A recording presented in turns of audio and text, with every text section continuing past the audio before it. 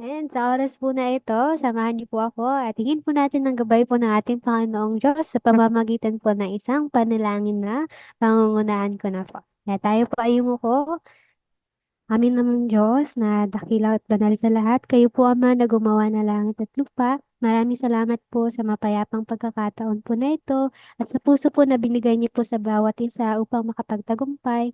At narito nga po ngayon, humaharap po sa inyo upang marinig po muli ang salita po patungkol po sa kapayapaan. Nawa sa oras po na ito, Ama, intindihan po namin kung gaano po ba kahalaga yung kapayapaan po, Ama, at kung paano po namin ito magagawa sa pamamagitan po na ituturo po sa amin ngayon. Ganon din po na maging instrumento po namin ito at bitbit po namin hanggang sa labas po na aming pamumuhay upang ma-spread po yung kultura po ng heaven through the peace po na inyo pong ituturo po sa amin kung paano namin gawin. Ganon din po, Ama, nawa maging mabuting halimbawa po kami sa mga taong nasa labas at gano'n din po, maging daan po kami upang mahanap po nila ang lugar kung saan marinig po nila ang patungkol po sa inyo at sa kapayapaan po na inyong dinadala po dito. Gano'n din po, ipinapanalangin po namin ang aming mga kapatid na wala pa po dito sa amin pong Zoom tahanan. Naway dakon niyo din po sila dito, pagtagumpayin niyo po kanilang puso at hipuin niyo po ito upang makita po nila ang halaga po, Ama, ng pag-aaral po namin sa oras po na ito. Bigyan niyo po ng blessing po ang bawat isa na nagtagumpay sa araw po na ito na kahit pa man po sa buong araw po at kapaguran po na nilaan po namin sa labas mo, Ama, ay narito po binigyan niyo po kami ng lakas upang humarap po sa inyo at marinig po ang salita po. Wala lamang po aming samot dalangin sa pinakabanal na pangalan ng Panginoong Yesus. Amen at amen. Amen po. Once more po, let's give all the glory to God. And at this time po, ready-ready na po ba ang bawat isa? Ayan. Sa tingin ko po, ilan lang po ang ready. Kasi ilan lang po ang naka-open cam. Ayan, nawa po. Even po, naka-off cam po yung iba. I know po, ready-ready po sila. Ayan. Naglalaban-laban lang po sa internet, pero ready-ready po yan. Ayan. Kaya sa oras po na ito, ayan, tapatan po natin ang ready-ready na po na puso po na bawat isa. Kasama po ang kanilang notebook at ballpen at i-welcome na po natin ating pong teacher Edna para po sa lesson po natin sa araw po na ito. Amin po. Magandang mapayapa na araw sa bawat isa. Most precious child of God. Kumusta po tayo? Hello, heart reaction po kung tayo ay gising na gising pa at tayo ay nag-overtime na, no? Amen. So, salamat sa bawat isa na patuloy nagkatagumpay at alam kong gaya ng lesson natin, lesson 7, no? Sacrifice. So, tayo pa ay nag-sacrifice sa mga oras na ito para po sa pag-aaral ng kapayapaan dahil alam ko pa na balang araw ay tayo ay maging daan para magkaroon ng kapayapaan. Okay po ba? So tayo po ba ay may handa ng notebook at ballpen na panulat dyan? Okay, may susulatin tayo mamaya. Dapat may notebook at may ballpen. Sabi ko sa inyo ulit ay i-memorize niyo yung mga lesson title po natin na una. Tapos na. Okay. So, tayo po ngayon ay nasa lesson 7. Lesson 7. Ano po yung title ng ating lesson ngayon? Ang sakripisyo na walang kabayaran. Sacrifice without compensation. Sa English po. Ano? Na kung saan meron po tayong dalawang layunin. Maintindihan na ang sakripisyo ay ang basihan sa pagkamit ng kapayapaan. So lahat naman po pag may sacrifice ay meron talagang biyaya sa dulo po nito. Ano po? Maintindihan ang halaga ng sakripisyo sa pamagitan ng iba't ibang halimbawa at magkaroon ng puso para sa isagawa ang pagsakripisyo. Then, meron po tayong mahalagang punto na tatlo. Una, ang aking kaligayahan ko ay nakabase sa sakripisyo ng iba. Pangalawa,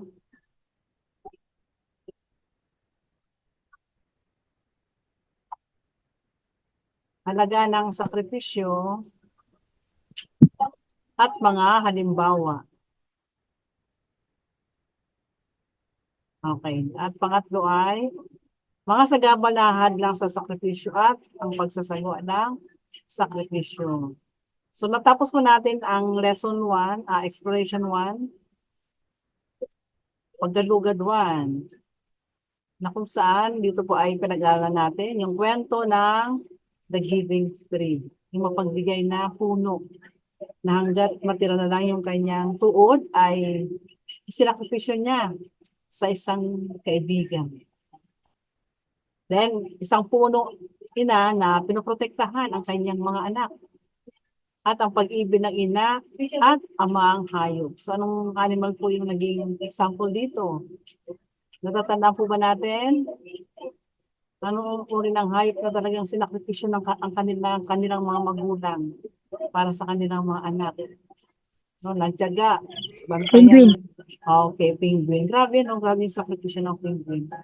So, once na naipanganak na yung itlog na naghas na siya ng egg, anong gagawin ng tatay na penguin? So, lulukuban niya yun na kailangan maprotektahan ng lamig. Then yung mother niya aalis, pupunta sa ibang milya-milyang lugar na kung saan maghahanap ng pagkain. Di babalikan niya yung itlog niya na hatch na.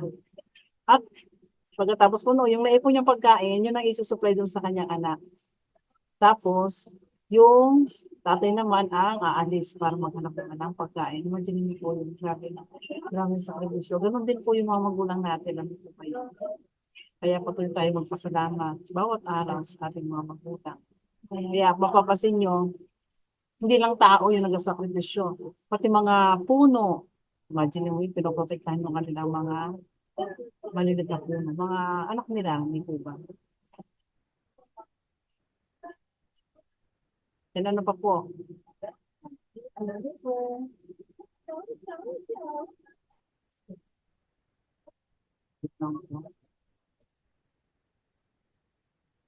Ano pa yung story na pag-aralan natin?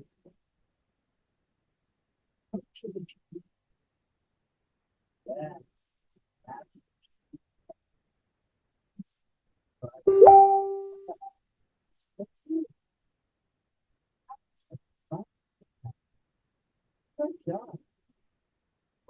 ito po yung penguin. Ayan. Then ano pa? So dito tayo nagtapos sa paggalugad 2.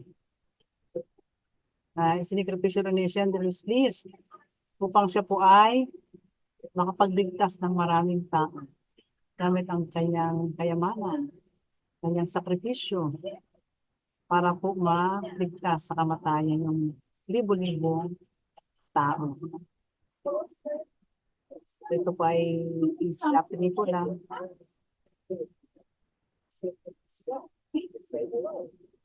Then ano pa?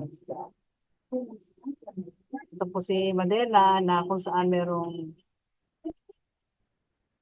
sakripisyo siyang ginawa. Pero siya po ay nagtagumpay. So nawala yung barya ng pagiging kulay. Kulay po nila. Then itutuloy po natin yung kwentong muli na isa pang sakripisyo na isang magkaibigan. No?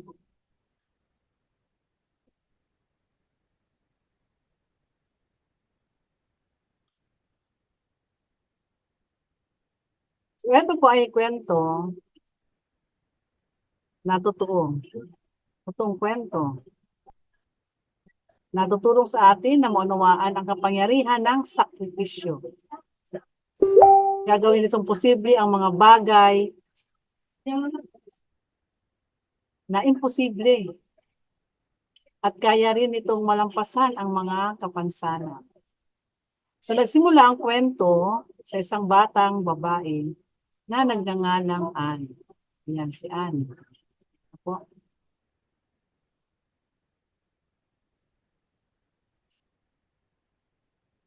Na nakatira sa mahirap na bahay sa Tewkesbury. So mahirap lang po sila. Sa edad na 5, dumanas si Anne ng sakit sa mata na nagpapahina sa kanyang paningin. Noong si Anne ay 8 taong gulang, Namatay ang ina ni Anne at ang ama ni, so namatay yung kanyang ina.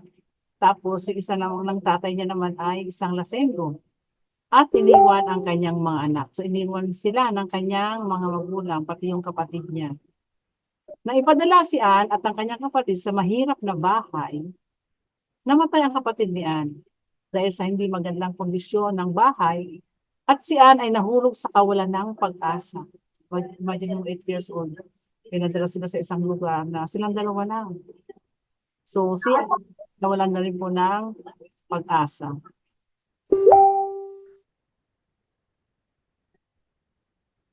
Okay po, no? So madaling salita, nawala na kwento, nawala po yung kapatid ni Anne.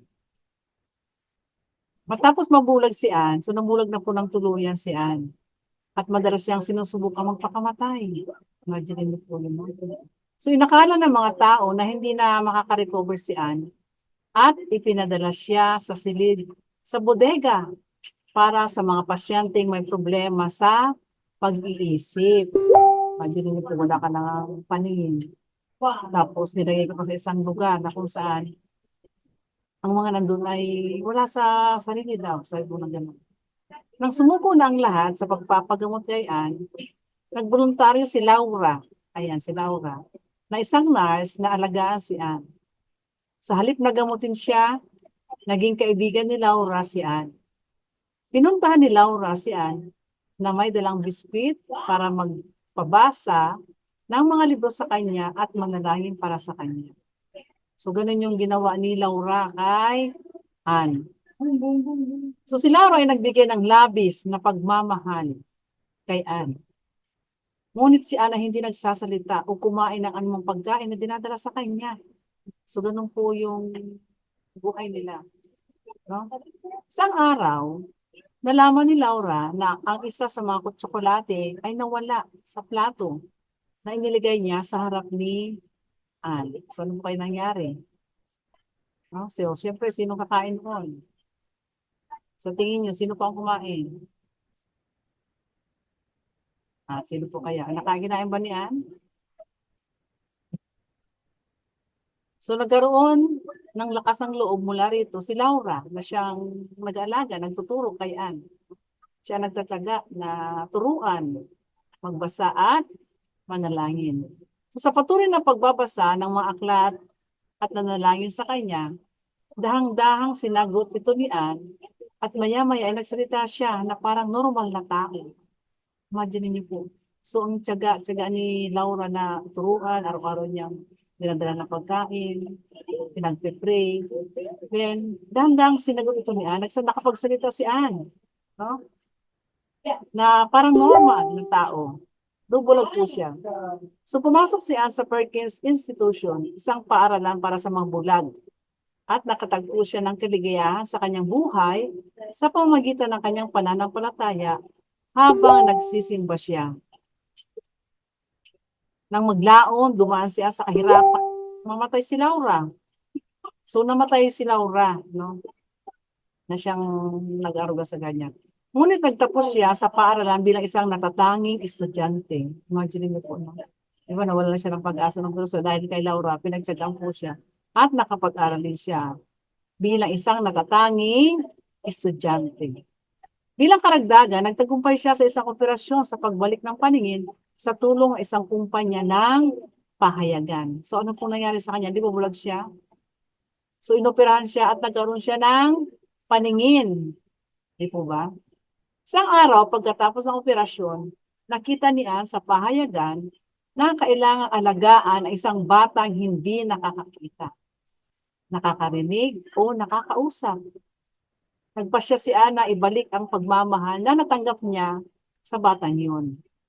Sinabi ng mga tao na walang makapagtuturo sa batang iyon na hindi nakakakita, nakakarinig o nakakausap. Ngunit sinabi ni Anne, naniniwala ako sa pag-ibig ng Diyos. Dala ay pag-ibig, ang batang ito ay lumaki bilang pinakamilagros tagapagligtas noong ika-12 siglo. Ang batang ito ay si Helen Keller. At ang kanyang guro ay si Anne Sullivan. Tulad ni Laura na tumulong kay Anne na maging tulad ng isang normal na tao sa pamamagitan ng pakikiramay sa kanyang sakit, si Anne Sullivan ay gumugol ng 48 taon ng kanyang buhay kasama si Helen Keller. Nang maglaon, nagpahayag ng pasasalamat si Helen Keller kay Anne Sullivan sa kanyang sanaysay na tinatawag ng 3 Days to See. Sa kanyang sanaysay, sabi niya na kung makakita siya sa loob ng 3 araw, bibisitahin niya ang kanyang guro, Anne Sullivan, at titingnan niya sa kanyang unang araw. Hindi ko ba napakaganda ng kwento, no? Parang bumalik lang din kay Anne yung kanyang ginawa. At tinulungan niya rin po si Helen. So, tiyaga lang po, tiyaga lang. No? Ang sakripisyo ng pag-ibig na naglalagpas sa mga may kapansanan.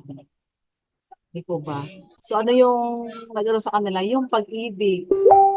Pag-ibig sa tao na kailangan ng tulong. Hindi po ba? Nakakakala niya, dati si Anne ay talagang gusto ng pagmumula sa mundo. Pero dahil kay Laura na may pag-ibig sa kanya, nagbago po yung buhay ni Anne. At isang araw na kung saan si Anne ay naging maayos na ang buhay, nakita na siya, ay may nakita din po siyang bata na si Helen, na kung saan tinulungan niya po. So yung sakripisyo ng mga taong ito, talagang matindi yung kanilang pag-ibig sa isa't isa. So kailangan lang po tayong maging tapat sa ating mga ginagawa na may pagmamahal.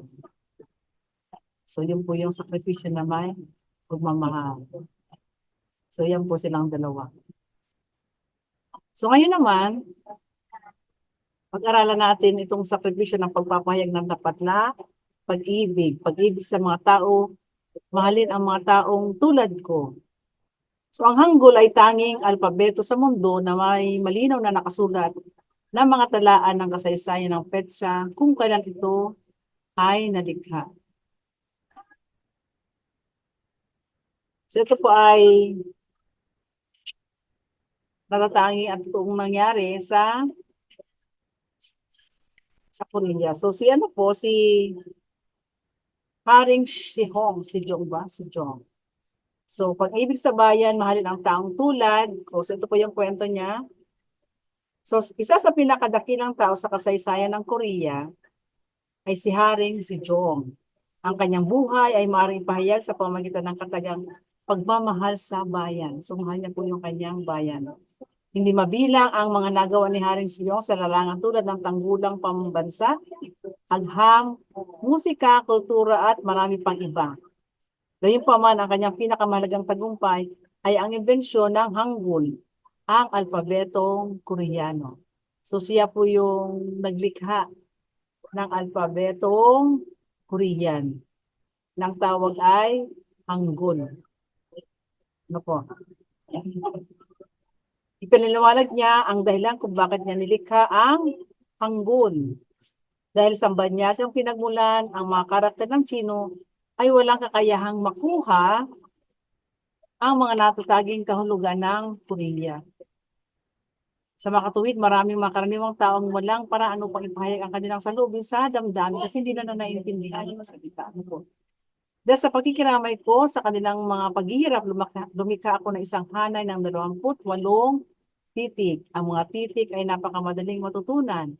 At ito aking taimtim na pag-asa na mapabuti nila ang kalidad ng buhay ng lahat ng tao.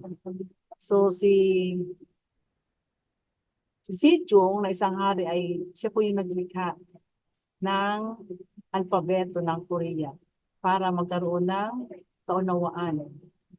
Ang mga tao na nahirapang unawain po yung salita nila. Ano po?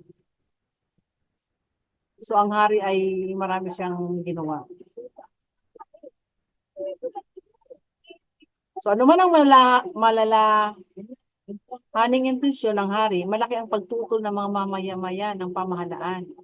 Akala nila ay magbubunsod ng himagsikan ng mga tao kung matututo at makikilala nila ang mga titig.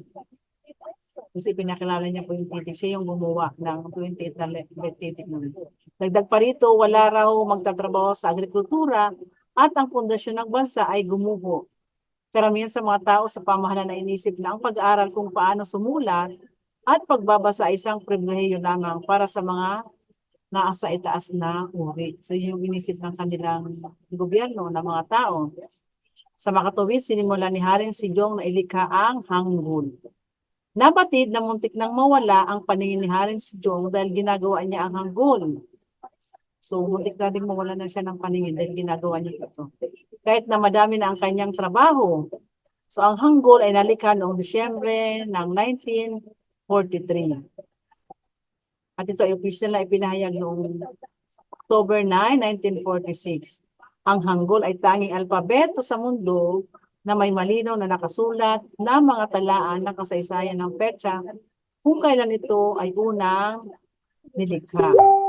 So si Haring Sejong, na nagmamahal sa mga tao ay lumabas ng palasyo at nagtayo ng isang kubo, gaya ng tirahan ng mga tao, upang manirahan sa loob ng 2 taon sa panahon ng kanyang pamumuno.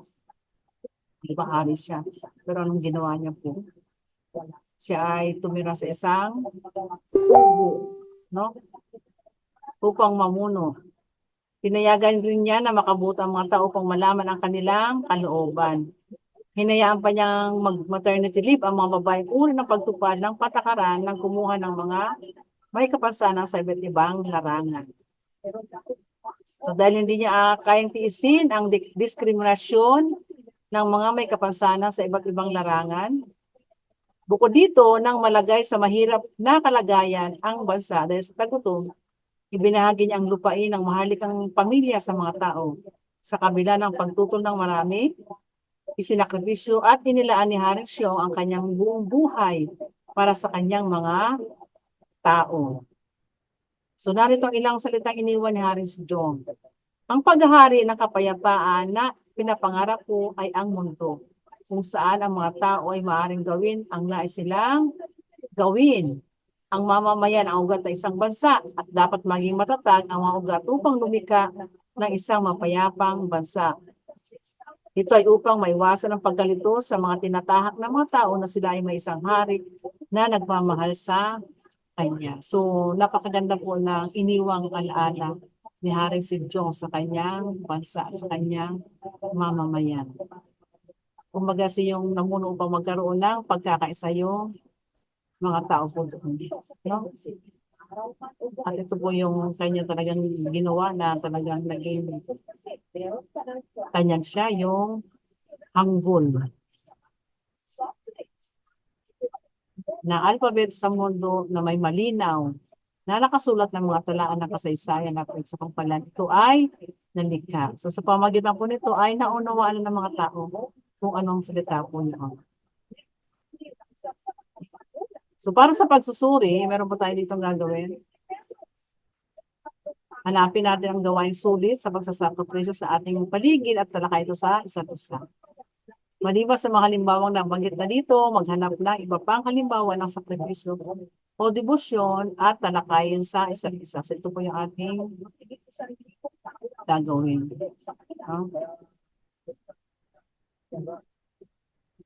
So dito na po tayo ngayon sa Exploration 3. Magsasagawa ng sakripisyo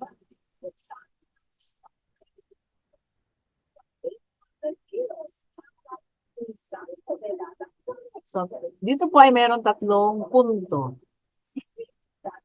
Una, meron po tayong tanong, ano ang mga sagabal na humahadlang sa sakripisyo at paano natin ito may sagawa ang pagsasakripisyo? Ito po yung sagot. Ang pagkamakasarili ay nagtutulak sa mga tao na ituloy ang kanilang sariling interes na sagabal sa pagsasagawa ng pagsasakripisyo. Ang pagpapakita ng sakripisyo ay nagsisimula sa mga maliliit na bagay sa ating pang-araw-araw na buhay. Ulit, gaya ngayon po sa mga oras na ito, tayo po ay nagbibigay sakripisyo upang makarinig po ng aralin tungkol sa kapayapaan. Hindi po ba? So para sa ating paghahanda, Meron po tayong panunuorin at pakinggan niyo po na mabuti at panuorin na mabuti. So ito po yung pamungan nating kwento sa exploration tree. Ang pamagat po ay sinungaling ang tatay ko. So,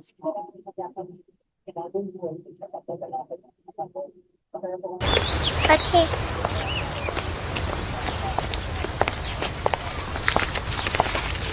Daddy is the sweetest daddy in the world. Daddy is the most handsome. The smartest.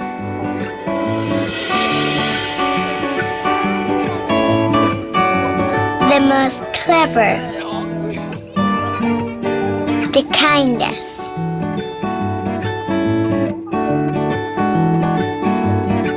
He is my Superman.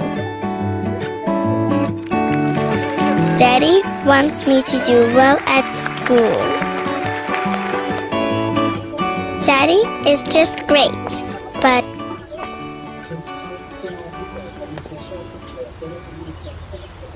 he lies.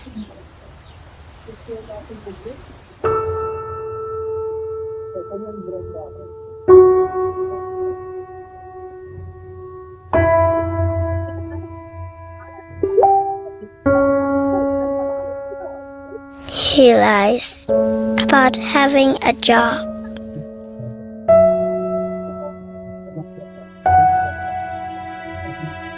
He lies about having money.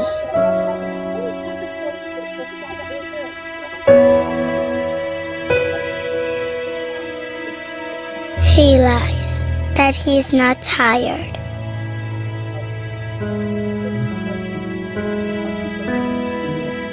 He lies that he's not hungry. He lies that we have everything.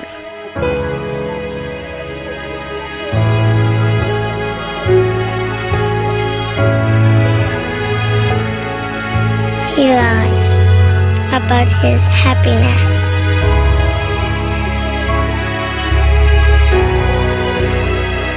He lies because of me.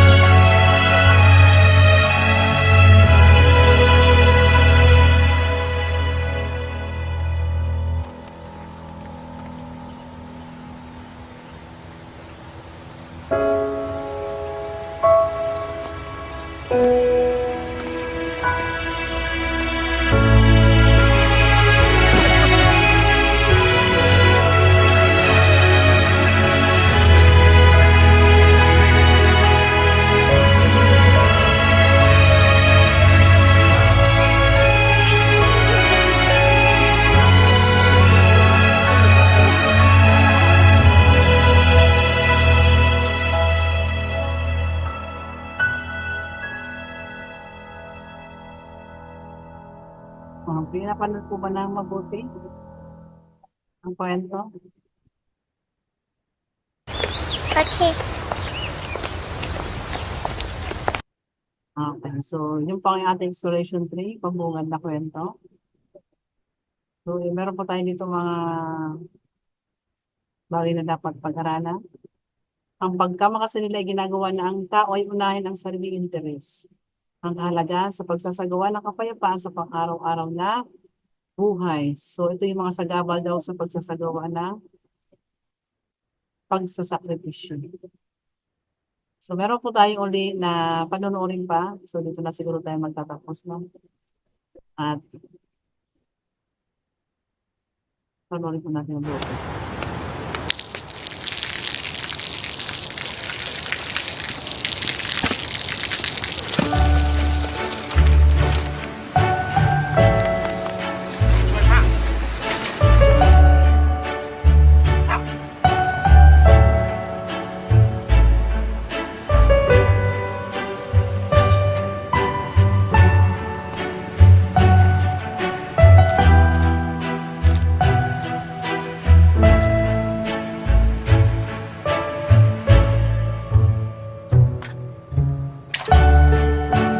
เขาจะได้อะไร ถ้าเขาทำแบบนี้ทุกวัน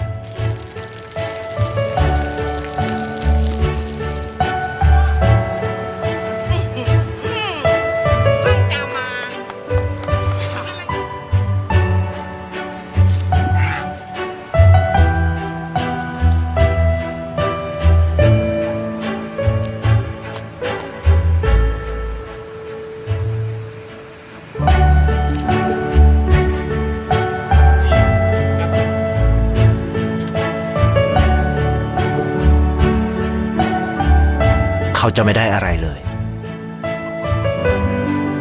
ไม่ได้รวยขึ้น ไม่ได้ออกทีวี ไม่มีใครรู้จัก ไม่ได้มีชื่อเสียงที่มากขึ้น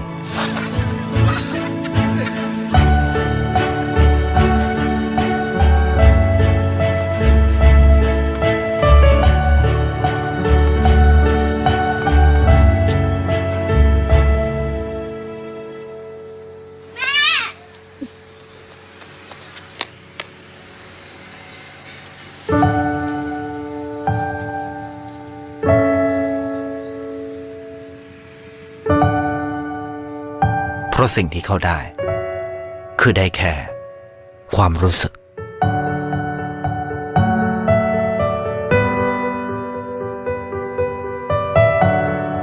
ได้เห็นความสุข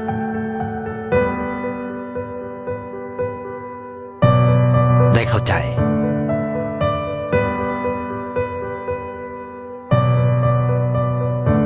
ได้ความรัก ได้ในสิ่งที่เงินซื้อไม่ได้ ได้โลกที่สวยงามกว่าเดิม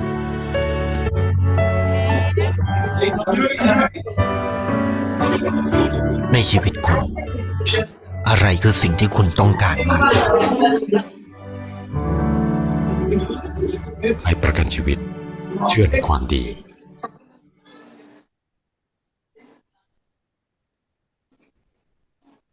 Okay po, so bago tayo gumawa ng ating realization, dun sa ating unang tatalakayin ngayon, na ito yung mga hadlang. Kung ano po yung mga bagay na nakakadlang para sa pagsasakripisyo. So dito makikita nyo, ang pagkamakasarili ay ginagawa ng tao na unahin ang sarili interest. So pag sinabing opium crisis, so ito para ay isang gamot na kung saan na pag ginamit mo sa iyong interest lamang, ay mapapasama po yung tao. No? So mapapasama yung interest ng isang tao. So ang mga opioid ay isang klase ng mga gamot na matatagpon sa tanim na opium poppy na nagresulta ng pag-alis ng sakit. Noong huling bahagi ng dekada 1990, tiniyak ng mga kumpanya na pharmaceutical ang komodidad ng medisina na hindi malulung ang mga pasyente sa mga diresetang opioid and opium. Dahil dito nagsimula magreseta ang mga healthcare provided ng mga opium na mas mataas ang halaga kahit na sa mga pasyente na hindi na kailangan ng reseta na ito. So ang mga pasyente na umiinom ng opioids ay hindi na nila kayang ipagpatuloy ang kanilang pang-araw-araw na buhay. So bilang karagdagan, maraming taong namatay dahil sa labis na dosis ng opioid. So may mga pagsamantala yung mga tao dito, no? So ito ay nakaka-addict. Pag mali yung gamit mo nito, parang mga drugs lang ba ngayon, no? So dahil ang mga tao ay mahangad ng interest sa sarili, so hindi maganda yung kanilang ginawa, no? So ito ay halimbawa ng pagkaka-interest sa sarili na parang mga drugs lang. Yung drugs ay nakakagamot yan, pero pag nasobrahan na, dahil sa panahon po ngayon ay nakakasama. So yan yung interest na sa sarili ng tao. Kaya nahadlangan ang pag-sakripisyo dahil sa sarili na ng kagustuhan. Then dito naman, ang pagkamakasila ay ginagawa ng tao Dahil inuuna nga yung interest. Kailangan mong isipin ang kagustuhan ng publiko bago ang sariling kagustuhan. Hindi po ba dapat sa tao muna may kabubuti. Pero yung gaya ng option na yun na sariling interest, so nagiging masama sa katawan. So kailangan mong isang tabi ang personal mong kasakiman at magtrabaho para sa kapakanan ng publiko. Kaya ang nangyari po, may ginawa ang mga tao, ayan, lalo na yung mga doktor, na kung saan sila po ay nanumpa na gagawin nila ng tama ang kanilang pagreseta sa mga tao. Nung nagkaroon ng deklarasyon, nanumpa sila na ilalaan ang aking buhay, ang kanilang buhay sa paglilingkod sa sangkatauhan ng maayos po. Hindi ko hayaan na anumang konsiderasyon tulad ng edad, sakit o kapansanan, paniniwala o lahi, kasarian, nasyonalidad, kaalyado sa politika. So yun po yung kanilang sinumpa. So ginawa nila ito upang mangako ng taimtim, malaya at sa karangalan para hindi magkaroon sila ng interest po sa kanilang mga sarili. No? So ito yung ginawa, the Declaration of Geneva. Then last po ay ang halaga ng pagkasagawa ng kapayapaan. So ang sakripisyo ay nagsisimula sa puso na hindi ignorante sa pagdurusa o pasakit sa iba. So nakita niyo po yung mga picture dyan, tumutulong sila sa kanilang mga kapwa. So marami na po nangyayari yun sa ating masa. Yung mga vlogger na kung saan tumutulong sila sa kanilang kapwa. Ano po, sila ay nagsasakripisyo upang magkaroon ng ginhawa yung ibang tao. So ang kahalagahan ng pagsasagawa ng kapayapaan sa pang-araw-araw na buhay ay dapat nagagawa po natin. Kahit sa maliit na kaparaanan man lang. Ano po, so gaya ng ating napanood niya, so doon tayo magtatapos ngayon. Na magsulat po kayo ng maiksi lang. Maiksing realization yung sa inyo po mga dalawang napanood na video. So, sa ilang minuto po natin yung gagawin. Ayan. So, doon po tayo magtatapos. So, bibigyan ko kayo ng ilang minuto para isulat din po kayo ano yung po yung naunawaan nyo sa dalawang video po na inyo napanood. Una po yung sinungaling ang tatay ko. So, napakaganda po ng kwento nito. No? Siguro pa po tayo nag-isla, tayo po na ay manalangin. Tayo po ay nag-overtime. So, tayo po lahat ay manalangin na maraming Diyos na makapangilan sa lahat. Salamat po muli Panginoon sa oras ito na kami po ay natuto kung paano nga po maging o magkaroon ng mga bagay na pag-sakripisyo Panginoon. Natutunan po namin ang mga sa aming pagbagaan nito, mga bagay na mga sagabal din Panginoon sa pagkasakripisyo ng bautismo na kung saan ito po ay pagkaka-interest po sa sarili lamang. Tulungan mo po kayo noon ang bautismo sa amin na patuloy magkaroon ng pagmamahal sa aming mga sarili sa lahat, pagmamahal sa aming kapwa Panginoon, at tulungan mo kayo Lord na magkaroon na po ng sakripisyo sa bawat araw, sa bawat sa amin, bagay sa amin din pong kapwa o God. Turuan mo kayo, Panginoon, na talagang magdaluyan ng kapayapaan. Tulungan mo kami, Lord, na patuloy magkaroon ng pagmamahal sa aming pong kapwa. Nang sa ganung Panginoon ay maging maayos po ang lahat, Panginoon. Magkaroon nga po ng kapayapaan sa bawat isa. Tulungan mo kami, Lord, na maging kapamanggitan, Panginoon, sa mga tao na nangailangan po ng pagmamahal, O God. Salamat po sa pagkakataon na ito kay Pampatay na Manguna sa bawat isa sa amin. Hindi po namin nakasama mga estudyante na wala makasama namin sa susunod. Salamat po. Ito po aming dalangin. May katagumpayan tayong Panginoon Jesus. Amen at amen. Bigyan po natin ang ating Diyos. Amen. Ayan. So, napakinggan po ba ng mabuti po ng bawat isa? Lesson po natin sa araw po na ito. Ayan, lalong-lalo na po. Ayan, doon po sa video. Ayan, nakita po natin kung gaano po kalaki yung maidudulot po ng isang sakripisyo na hindi po humihingi ng kapalit. Tama po ba? Ayan, especially po dun sa pangalawa, Ayan, sinabi po doon na wala po siyang makukuha na kahit man ano sa ginagawa po niya. Dahil ano po yung natatanggap po niya, yun po yung kasiyahan po sa ginagawa po niya. Kasi yung kabutihan po na ginagawa po niya, yung sacrifice po niya na everyday, ayan, yung bumabalik po sa kanya is yung happiness. Ayan po.